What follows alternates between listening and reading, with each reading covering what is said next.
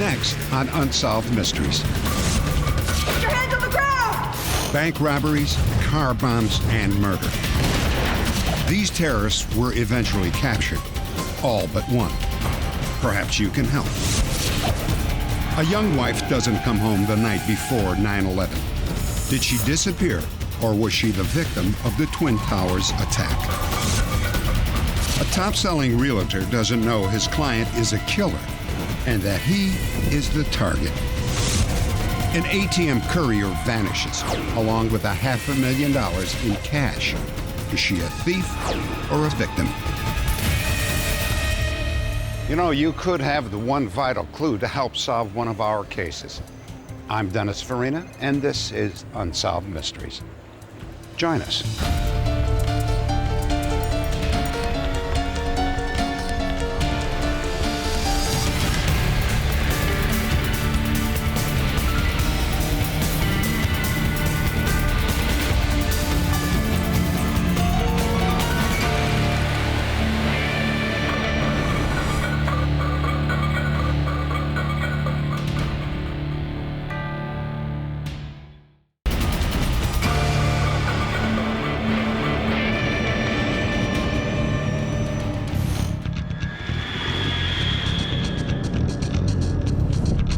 Three volunteers from a church in Carmichael, California, enter a local bank. The women have come to deposit the collection from the weekend services. Suddenly, they're surrounded. The four armed robbers are members of the notorious SLA, radicals who advocate the violent overthrow of the government. Get your hands on the ground! Get your hands down! Hold up! Get down! Nobody gets hurt! Get down, lady! The robber with the shotgun is especially menacing. Just 10 feet away, Myrna Opsahl stands, frozen. Then, Try to get down! she is gunned down in cold blood. My mother evidently didn't move fast enough. The bank employees pleaded with the robbers to come to her assistance, and they shouted more obscenities and threatened more injury and wouldn't let anyone come to her assistance. The bank robbers appear to be following a timetable. Every word and movement precise. Get up! It was very well coordinated. Everybody had a role, and at all times they were very conscious of the time ticking. 50! At some point, some of the tellers were grabbed. One woman was kicked. So all of them actually had weapons, and it was very, very violent. And all the time, Myrna Opsahl was not dead yet. She laid on the ground, and she literally bled to death on the ground. All the bank robbers ran out of the bank to a car that was waiting for them. The driver of the getaway car was 20-year-old newspaper heiress Patty Hearst. She had been kidnapped by the SLA 14 months earlier. Within weeks of her abduction, Hearst had assumed the name Tanya and declared herself a revolutionary.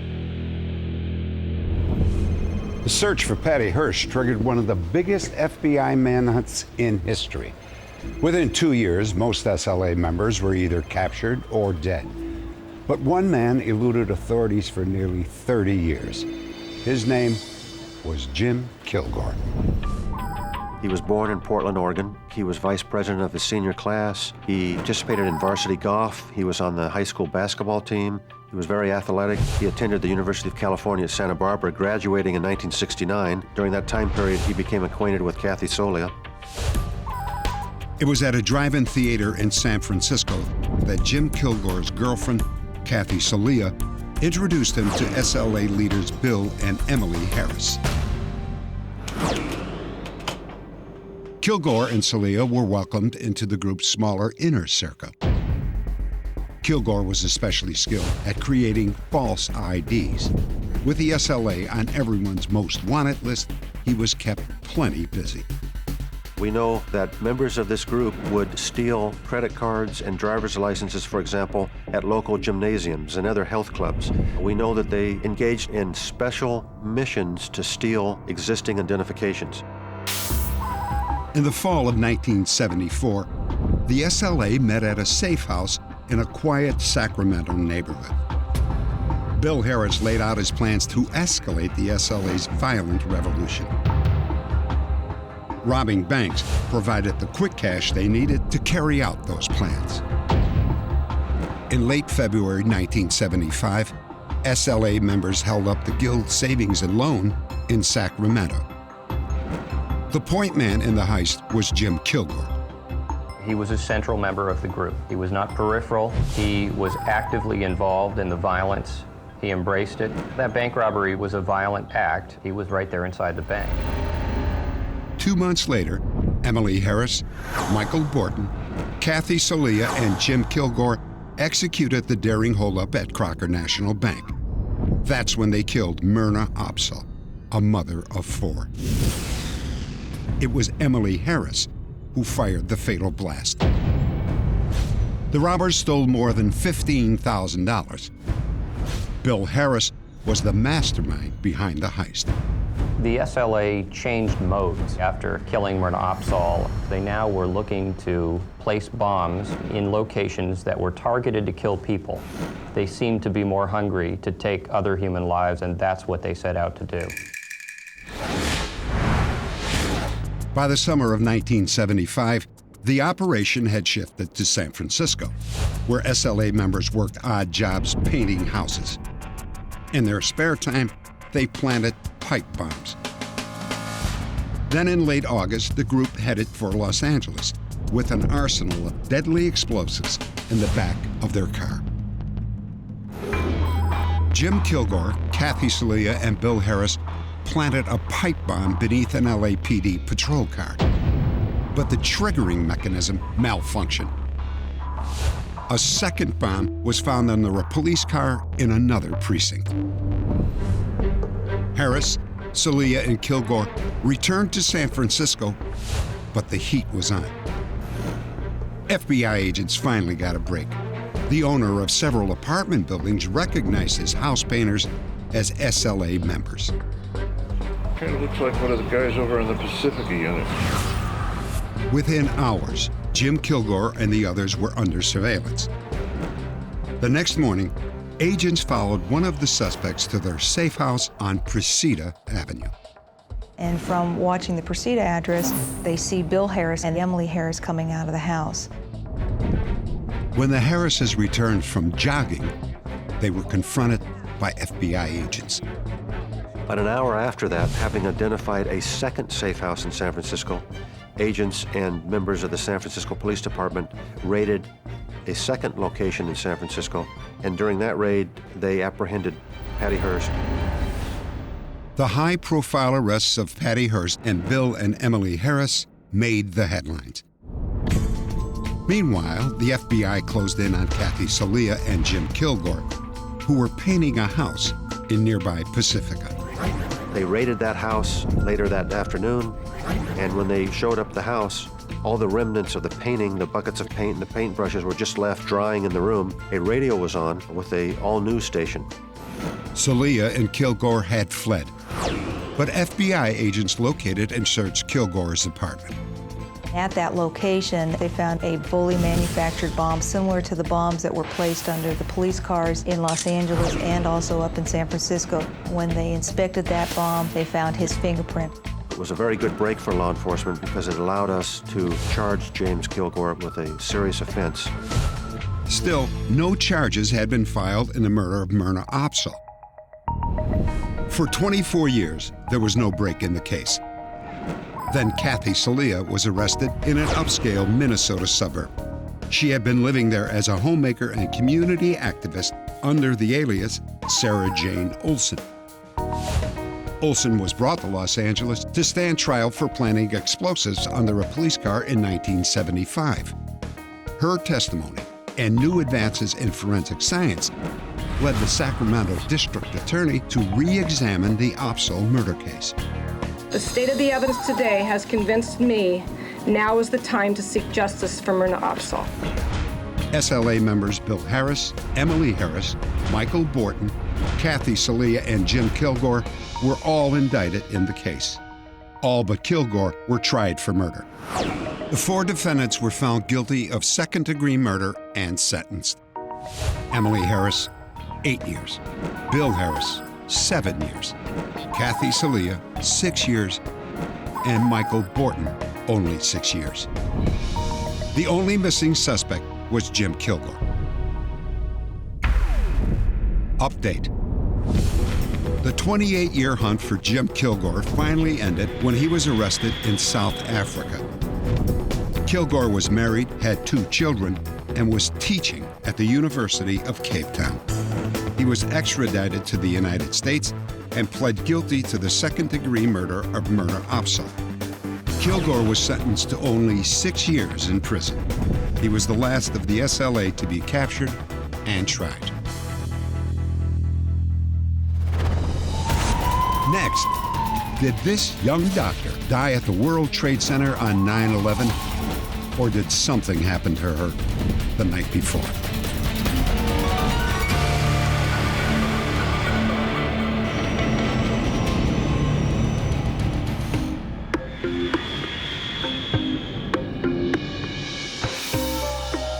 Immediately following the September 11th tragedy, New York City was blanketed with posters of missing loved ones. Thousands of distraught family and friends were searching the city. One was Ron Lieberman. His wife, Sneha Phillips, was a 31-year-old physician who had last been seen in the vicinity of the World Trade Center. The story of this pretty young doctor is different from the others. Some believe that she disappeared on September 10th, 14 hours before the attack on the Twin Towers. Sneha may have been the victim of a crime or simply left her husband and family to start a new life. I think this is a very difficult situation because of the confusion with September 11th. That leaves every single possibility open. I mean, in our heads right now, anything is possible. Only 1 year earlier, Ron and Sneha were the happy couple in this wedding video. The newlyweds had an apartment in Battery Park City, an exclusive neighborhood just 4 blocks from the World Trade Center. At 11:15 a.m. on September 10th, Ron left for a shift as a doctor at Jacobi Hospital. Sneha had the next 3 days off. Hey, hang on one second. Kissed her, I told her I loved her, and I left. Luckily, I left my keys at home, so I went back. Keys. And I got to kiss her again, and that was the last time that I saw her. Sneha was not at home when Ron returned at 11:15 that night, but he was not concerned. My schedule is so crazy, so sometimes she would feel uncomfortable staying by herself at home, and her brother lives very close by, and her cousin also lives very close by. So she would sometimes go spend the night with them, and I thought, well, maybe she just decided to stop at her brother's house. Ron got up early and headed to work for an 8 a.m. meeting. He expected Sneha would call him later that morning. Then, disaster struck. What happened? There was an accident. A plane hit the World Trade Center. After the meeting, I came outside and we saw the TVs were on and we saw the first plane hit. So I immediately went and called home. Sneh, if you're there, pick up the phone. And there was just the message machine on. I need you to call me and let me know that you're okay. I love you. And then we learned that a second plane hit, and now everyone realized that this is an attack. And then when the buildings came down, everyone was just, people were crying, but still trying to work, and it was a very, very emotional time. I called back again about 10 o'clock in the morning. Still, just the message machine was on, and then after that, the phones went dead. I was frightened for my wife because I couldn't get in touch with her. I was sad of what happened, devastated by the whole situation. There's so many emotions. Everyone is in shock. And where's my wife? I don't know. Just imagine trying to find your wife in the chaos of the 9/11 tragedy. There was the devastating possibility that Sneha was buried under tons of rubble. Still, Ron Lieberman prayed that she was simply lost and that she would soon find her way home. Ron's hopes were based on Sneha having been with either her brother or cousin the previous night. But when he finally got through to them, both said they had not seen or heard from her in over 48 hours. Realizing that no one had spoken to her yet, I realized that this is a serious situation. At that point, I decided, I'm going to try to get down to the apartment. All roads into Lower Manhattan were closed. Only emergency vehicles were being permitted through the barricades. Ron hitched a ride in an ambulance and then made his way on foot to their apartment. The scene down there was just chaos. It was one of the most scariest sights I've ever seen in my life. As I started approaching my apartment building, I started seeing trucks blown up, fire engines turned upside down, pieces of the building, or what looked like the building, on the ground also. Ron's apartment in Battery Park was chained shut. He learned from a neighbor that Sneha was not in the building. So now at this point, I didn't know what to do. With all the chaos going on, I thought, well, how am I going to find her right now? And I went back to my friend's place, and I spent the night. And that was a very difficult night. I was by myself on the couch, wondering where my wife was, frightened that something awful happened. The day following the attacks, Ron filed a missing persons report with the NYPD. You got the feeling that the police were just completely overwhelmed and that they had very little time or effort to be able to put forth towards this. Ron hired a private investigator who tried to retrace Sneha's steps on the night of September 10th. An employee at the couple's apartment building remembered seeing Sneha that evening. Hey, Tom, I have a package. At 5:15 p.m., he saw her leaving alone, wearing a brown dress and sandals. By tracing credit card receipts, Ron found out that Sneha may have gone shopping at a department store near the World Trade Center. At 7:18 p.m., shoes, lingerie, and bed linens were purchased with Sneha's credit card.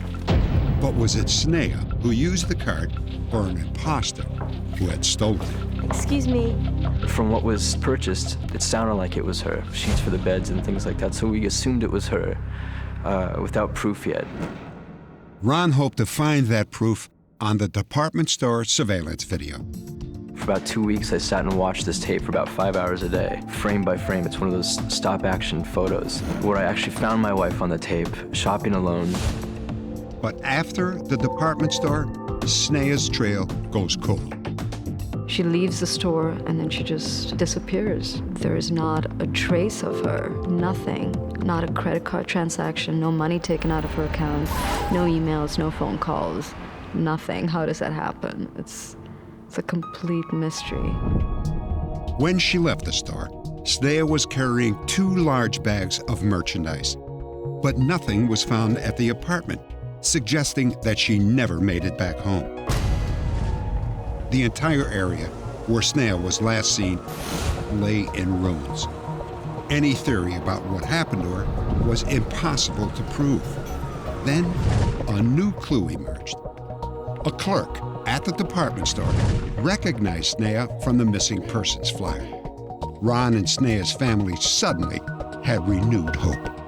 From the shoe sales clerk told us that she remembers my wife and that she'd known her as somewhat of a regular customer. Is that your sister? Oh, no, she's just a friend of mine. She remembered her there that day and said that she was with another person, an Indian woman, and that she just said it was her friend. You too. Okay, Bye. bye-bye. Have a good day. You too. They said that after she went to buy shoes, that they were thinking about going to the lingerie area. Based on this new information, Ron re-examined the department store surveillance tape. 2 women are seen leaving the store together. This could be Sneha and her companion. Hey, do you want to get something to eat? So far, all efforts to identify the mysterious woman have failed. We have no idea who this person is, and that she never existed in Sneha's past. We've gone through her phone books, we've gone through her email. There is no, phone call even made to this person during that day. She doesn't exist anywhere else. It could be very possible that Sneha ran into her. It could be an old-time friend. It is possible that Sneha stayed at the unidentified woman's house on the night of September 10th. If that was the case, Sneha could have been heading home the next morning at the time of the World Trade Center attack. If Sneha was near the World Trade Center on the morning of September 11th, knowing the kind of person she was, it would just be instinctual with her to try to help.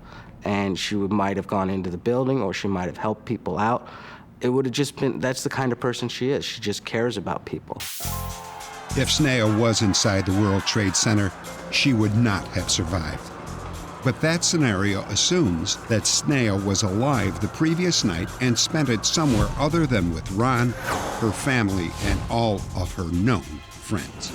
It's difficult to continue. Each day is a day that we suffer because we don't know. You know, sometimes I think she might just walk through the door or she might just call. But each day doesn't happen, and it's really torture. Update.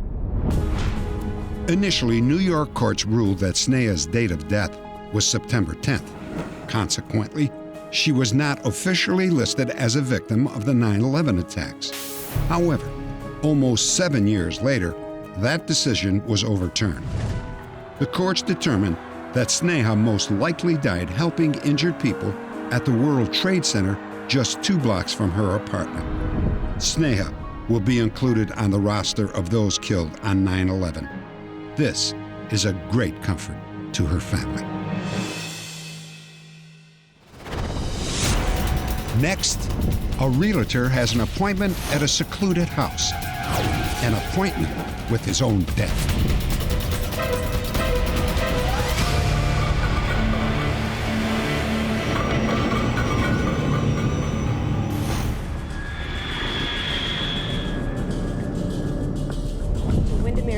Mike and Mary Beth Emmert had it all.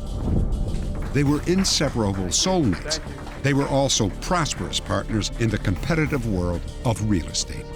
Mike and I had a terrific relationship. We were not only husband and wife, but each other's best friends.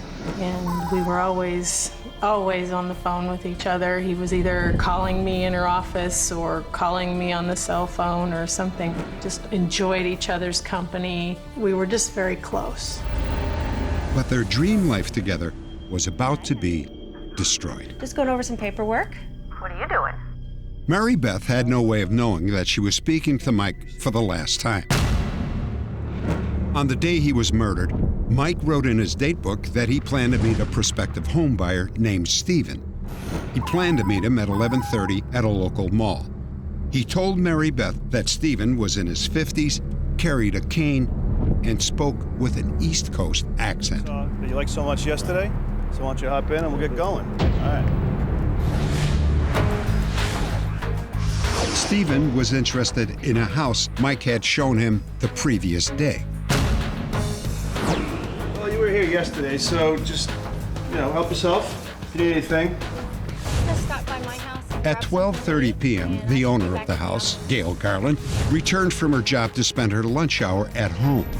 She entered through the garage and was surprised to find the front door ajar. Then she heard the sound of water running upstairs. A trail of blood, still wet, led toward the bathroom. Mike Emmert was dead. He had been stabbed 19 times. The murder took place in this room, and once the victim was incapacitated, he was obviously dragged down the hallway into the bathroom, where he was placed in... Investigators believe that Stephen, the supposed homebuyer, committed the brutal murder. They also think Stephen chose this house because it is isolated from most other homes in the neighborhood. It appears that he may have reconnoitered and actually singled out this home as the best place to assault Mike. Now, that suggests some sophisticated criminal thinking going on. Police suspect the murder was the work of a professional hitman and that the cane was just a ruse. I think it's possible that the weapon was this cane, and the cane might have been one of these sword canes or a cane with a knife in it. So maybe the initial blitz assault to stun Mike was striking Mike with the cane from behind. The knife portion of the cane was used to kill Mike. Mike was nearly 6 feet tall, weighed 187 pounds.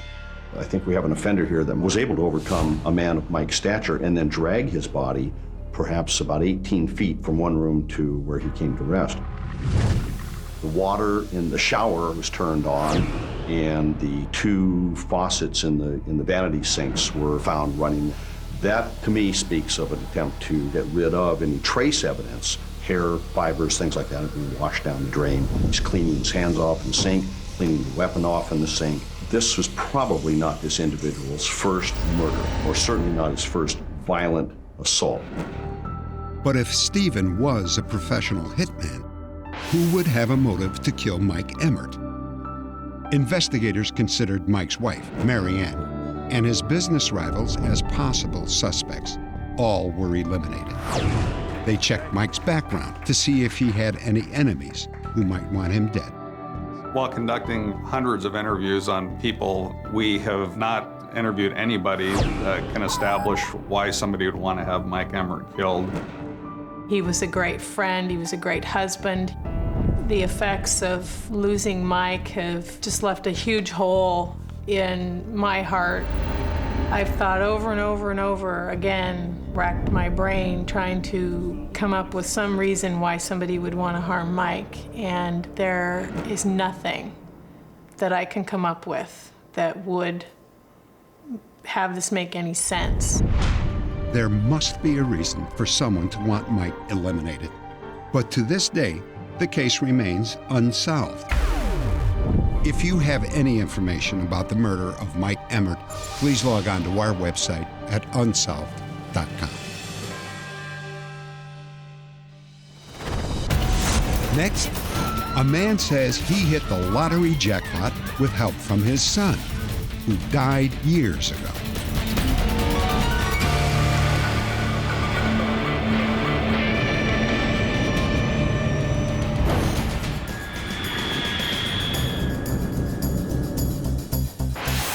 Sam Zellickson, a Yonkers businessman, had had a tough life. Born in Latvia, he was the only one of his family to survive the Holocaust. And now, this.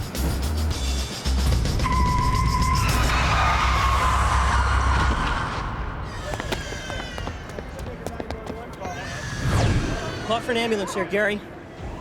No one who witnessed the car accident would have imagined that Sam could survive. But he did survive. And Sam reported that during his recuperation, something strange happened. Just 5 years before the car accident, his only son, Barry, died of cancer a week before his 27th birthday. He was wonderful. He loved the family. He was protective. And he loved us very much. And we love him very much. My brother was the good sheep, the spirit of my family. My brother was always trying to make everybody happy. Barry's family held his memory close to their hearts. Then came the day of Sam's accident. Surprisingly, Sam came through with only a sprained neck, 2 broken ribs, and a single cut on his forehead. After 2 weeks in the hospital, he was ready to go home. I was laying in bed and saying my prayer quietly, but this time I felt like an arm touched me, and I stunned at the moment. And as I looked, I saw a sight of my son. Barry, my boy. Barry. I couldn't believe it. I thought he came back to me. I thought God gave him a new life. Sam just stared, taking in the vision of his dead son. The spell was only broken when another patient began to talk to Sam about the state lottery. Sam, look what day it is today. It's the $90 million day. Look, Sam, it's what they call the super lotto. Should. It's $90 million today, Sam. When Barry disappeared, I thought there was a sign, and I had to play the lotto because he moved me towards it. He told me to play in a certain way. Sam, I want you to go upstairs and lie down. That afternoon, Sam came home from the hospital. His wife and daughters tried to keep him calm, but all Sam cared about was buying his lottery tickets. When my dad came home from the hospital, he was really insistent that we play the lotto. He had this feeling that my brother was pushing him to buy a lotto ticket. And he kept telling us, let's play lotto. We have to play lotto. Barry was there. This was a sign from heaven that we need to play lotto. The Zellicksons bought 16 tickets at $1 apiece. 16 different combinations of 6 numbers for a chance to win $90 million. Sam's family began to wonder. When we went to buy the lotto tickets, there was a feeling of buying it to please my father. Then there was this other feeling that, well, maybe something might come, so you never know. Anything in life can happen. Nobody knows that better than Sam Zellickson. That evening, he made sure his entire family was gathered around for the drawing of the winning numbers. Now for tonight's winning Super Lotto numbers. The first winning number is 46. 1946. It was the year that Sam left the refugee camp after World War II. Coincidence? Tonight's second winning number is 50. 1950. The year Sam came to America. The third winning number is 35. 35. The number of years Sam and Janice had been married. Tonight's fourth winning number is 5. 5. The number of children in a Zellickson family. The fifth winning number for tonight is 30. Sam's daughter Denise was 30. And the sixth winning Super Lotto number to win or share $90 million is 15. Barry's birthday, July 15th. When we won, my dad smiled like an angel. It was as if he knew that he really did see my brother. He was so happy, and I've never seen him glow like that. It was just an inner glow. My son Barry definitely was responsible for winning the lotto. Barry wanted his father, his mother, and his sisters should have a happy life and to help other people that cannot be helped, because he was that kind of person, Barry. The odds of Sam's special numbers winning the lottery were 13 million to 1. 8 other people also hit the jackpot that night. Each ticket was worth $10 million.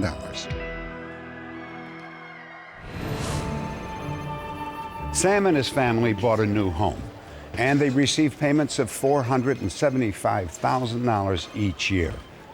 They've donated a significant portion of the winnings to charity to honor the memory of their son, Barry. Next, her job was to fill ATMs with cash. But one night, they were emptied and she disappeared. Was she the thief or the victim? And later, an all-out search for a popular television news anchor who mysteriously disappeared.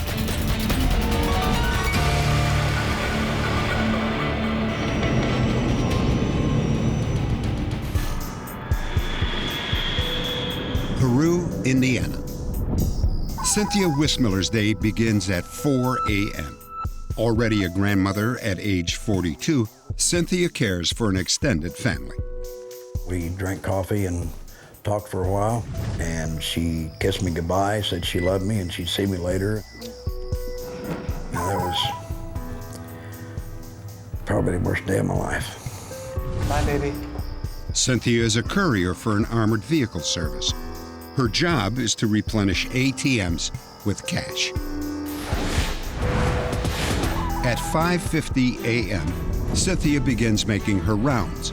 Later that morning, she mysteriously disappears along with $250,000 in cash. To the police, it seemed like a simple case of theft by a trusted employee. Yet, it was possible Cynthia was threatened by someone unseen. Someone who then murdered her. The police called it theft, yet even they had to admit that Cynthia did not fit the profile of a criminal. Her family never had any doubts. They were afraid that Cynthia was the victim of foul play. My mother has taught me that it's very good to be good. You can't take more than you give. She instilled that into us very early. For there even to be speculation that she would have done something like this or done anything to attempt to take the easy way out is just ludicrous. There's no way in hell it would have happened. Whatever did happen probably began 3 days before the robbery. Come on in, Cindy, have a seat. Cynthia's supervisor told her that the security company had been bought by the Brinks Armored Car Service. Cynthia was to have a new position. There'll be some changes, and I'll fill you in on that next week. But because of time constraints right now, I just want to cover one thing with you. The following workday, Cynthia was to postpone her early morning duties until 9 a.m. At that time, she was to meet her replacement and acquaint him with her route. Show him your routine, et cetera, et cetera. Yeah, sure, I can do that. So then am I giving up my job? Do I have a job? As long as I still have a job, you still have a job.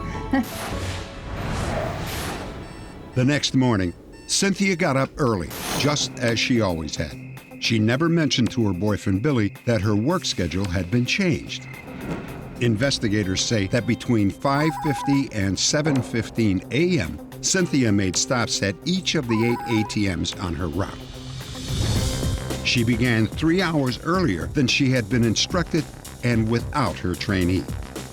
Each of the machines was completely emptied of cash. The ATMs had video cameras on them. Out of the 8 ATMs, we only found actual film footage of Cynthia Wissmiller on one of the tapes. And throughout the entire time she was in that building, she was alone. It didn't appear that she was under any type of duress or force of any kind. Most of the ATMs that she serviced were exterior buildings. They were not actually in the bank branch. And she could get into the back of the ATMs without being seen on the video camera. Here, baby. John, you take him down to room 1, please. Detectives began their investigation by questioning Cynthia's family and her boyfriend, Billy Hawkins. Billy was adamant that Cynthia was abducted, and he also was adamant that someone has forced her to do this. Billy told me that there's no way she would have done this on her own. If someone was holding a gun on her or had threatened her family or something, she would do something like this to protect her family or to protect her own life, possibly. There's nothing else on this earth that would make her do something like this without being coerced into it. The family held firm to their belief that she had been forced to steal. An eyewitness supported that idea. The witness said that he saw Cynthia with another person. He saw Cynthia and this other person unloading bags and putting them into another vehicle. He said this person had a sock hat pulled down to the lower part of their face, so he could not tell if this person was white, black, or male or female. According to the witness, Cynthia did not appear to be helping the unidentified stranger against her will. If Cynthia was an unwilling accomplice, she could have sent a secret warning to her company. To open an ATM, couriers must enter a code that changes daily. A distress signal is sent by simply changing one of the digits. But Cynthia did not enter the distress code at any of her machines. And as the investigation of Cynthia Wissmiller went on, an audit revealed an additional $200,000 was missing. Cash that Cynthia was supposed to have placed in her ATMs more than a week before the robbery. I think she was dipping in the till a little bit to help her family out. When she was informed that Brink Security was taking over the company, she knew she was going to be caught when they did the audits, and I think she just took as much money as she could and fled the area. We, as a police department, want to find her because she stole the money, but we also want to find her to make sure she's safe. We don't believe for a minute she did anything wrong. She just wasn't that kind of person. It just wasn't her. Update. After 6 years, Cynthia Wissmiller was located and arrested. Investigators traced phone calls made from family members to an address nearly 800 miles away in Ponce de Leon, Florida. When Wissmiller learned local police were on her trail, she drove to Indiana and turned herself into the Kokomo Police Department. She repaid almost $200,000 of the money she had taken. She served only a short sentence.